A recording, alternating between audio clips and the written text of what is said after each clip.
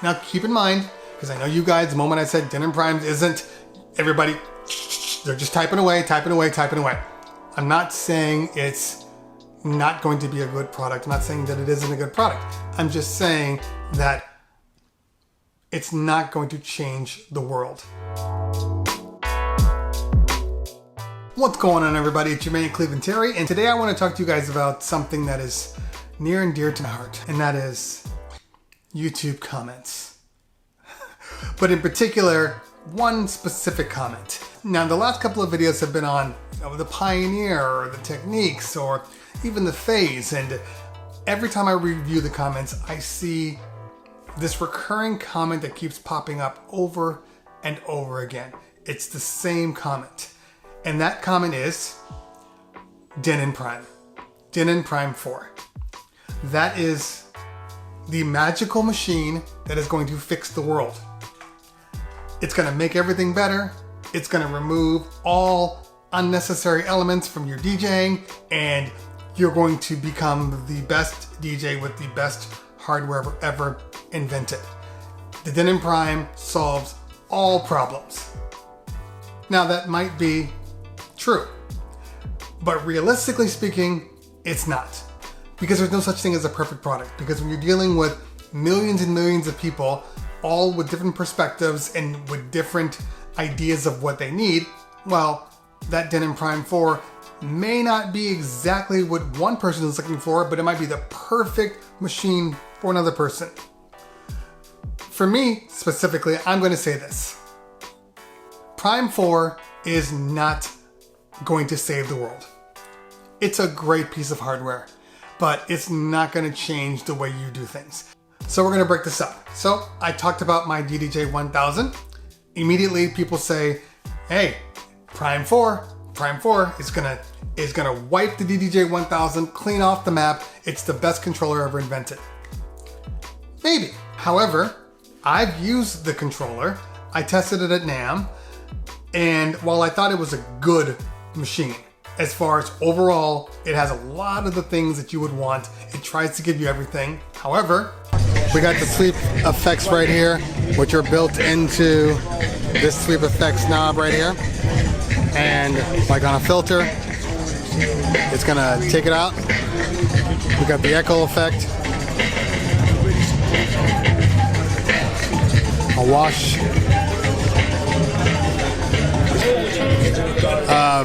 It does feel a little plasticky. Fader's just okay. It's a little bit on the cheap side. It feels very plasticky. The fader's just okay. The jog wheels are fine. They're not the end-all jog wheels.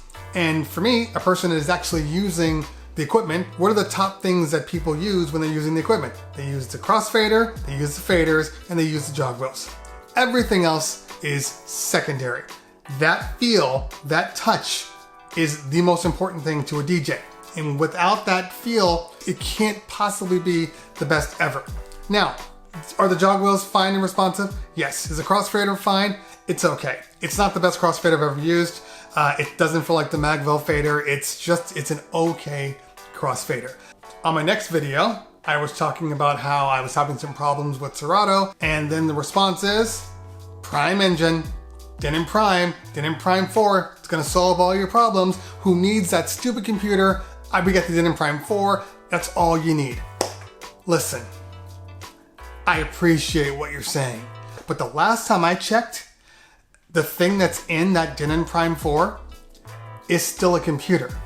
It might not be a Mac, it might not be a PC, but it's still a computer. It's probably running Linux. It could be running Android for all I know, but I know that there is software in there, and that is required in order to run the hardware. Without the software, the hardware is irrelevant. Anytime there is software, there is the potential for failure. There is no perfect software out there. It glitches, they throw an update on that they didn't realize was causing problems. Next thing you know, you're at a gig and the thing starts crapping out on you, and bam, computer goes out, you have no backup. And yes, I understand that on the next few updates, Serato is going to be enabled so you can use a computer to go along with it. The update was posted, I think, yesterday, and then they pulled it because for some reason Serato was only working on one deck, the other deck wasn't working. I'm sure they'll get it fixed, but that's not the argument. The argument that everybody's saying is that you won't need a computer. You won't need a computer because you have the Denon Prime software engine, and that's all you need. Look, I used it, I touched it, I felt it. To me, it seems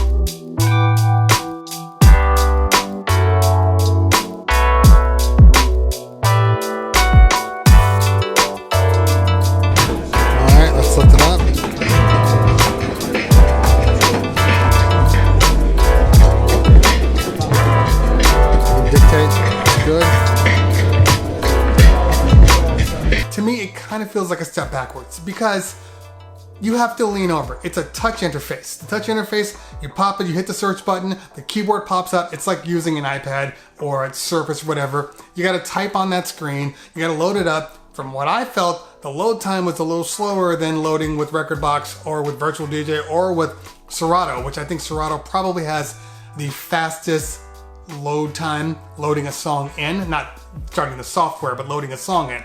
Well, there was a noticeable delay when I loaded in the song on the Denon Prime.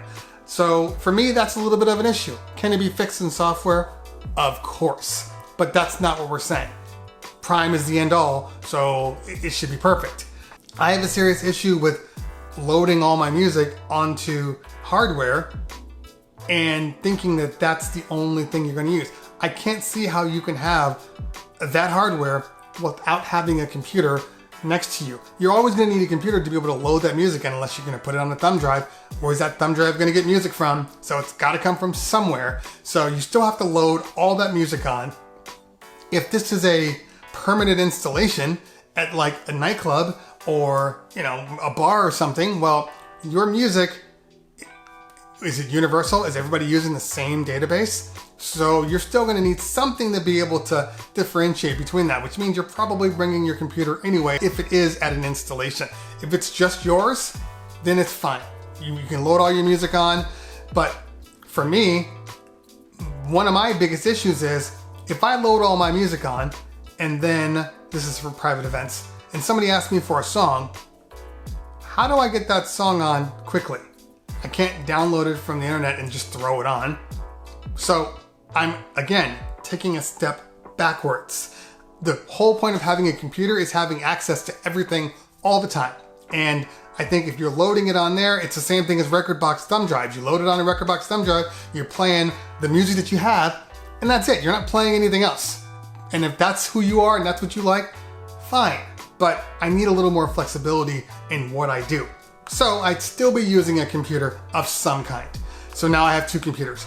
Another thing, a screen that big, while it's just a little bigger than like an SX2 or a DDJ-1000, it's deep because the computer, it has to fold down and then it bleeds over the edge because you have all of your access ports on the back side.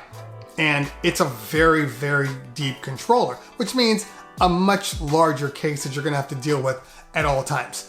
Is that an issue for some? No, they're gonna say it's fine. People walk around with the SZ. I don't know how they walk around with the SZ. That thing's humongous, but some people do. For me, it seems a little too big for an everyday thing, and I would be a little concerned walking around with my hard case, because God forbid you put that thing in a soft case, and you have your computer that is basically held together by, well, I'll show you right here what it looks like. So it's held together by these little slats that allow you to adjust the screen angle, which is cool. But again, this is a potential point of failure. And if that thing breaks, well, now you're looking at a flat screen. That's a big point of failure. And considering that it's the main point of your hardware, the computer that runs everything, you probably don't want your point of failure to be the thing that you need the most. The Denon software is fine, but I don't think it's better than Serato or Virtual DJ or Rekordbox. I think it will get better over time, just like Rekordbox was pretty crappy when it first came out. Now, over the last couple of updates, it's a great piece of software. Couldn't say that 3 years ago. So Denon Primes will adjust, they will get better. But right now, people need to stop acting like this is the end all. It's the second coming of DJing. It's not. It's not going to change the way you DJ. It's still a controller. So if you got a controller now and you're moving over to the new controller, the only difference is maybe you don't need a computer for this controller, but you're still using a controller. I don't understand how it could be the end all when it's just a evolution of a product. They haven't changed the way we DJ. They just put their own spin on it. You don't want a computer? Cool. Here's a computer that's built in. It's essentially record box with the screen. That's what we're talking about here. So I wish people would stop saying that this is the most amazing thing ever. Yes, can you load in your Serato crates and all that? Yes, it can pull all those things into the Prime engine and convert them. That's the best part of it. That thing can still crash at any point, so you have to be prepared for that. Ultimately, you're probably gonna have the computer in your bag anyway. That's from what I can see. One of the things that's really, really cool is the ability to output and have different streams of audio. It's zoned. So unlike your standard controller where you have your XLR outs and maybe a RCA output, you have a single output, single stereo output.